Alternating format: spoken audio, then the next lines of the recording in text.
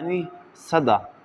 یو ځل صحابه کرام علیهم الرضوان تپوس کو چې یا رسول الله صلی الله علیه وسلم مونږ چې دا قربانیانې کوو دا څه دي؟ نو محبوب خدا صلی الله تعالی علیه و آله وسلم ورته وفرمایل چې دا چې د سنت ابیکم ابراهیم دا ستاسو د پلار حضرت ابراهیم علیه السلام سنت دی. بیا یې وفرمایل یا رسول الله صلی الله علیه وسلم آیا زمونږ د ابراهیم علیه السلام د سنت په بدله به مونږ ته نیکي چې دا میلاویږي؟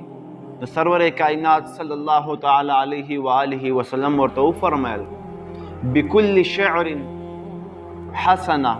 وی فرمایل چې په دې کې د هر یو ویښته په بدله کې چې دی تاسو ته نیکي چې دا میلاویږي. الله تعالی دې مونږ ته په خپله هم د قربانۍ کولو توفیق را نصیب کړي او مولای کریمه څوک چې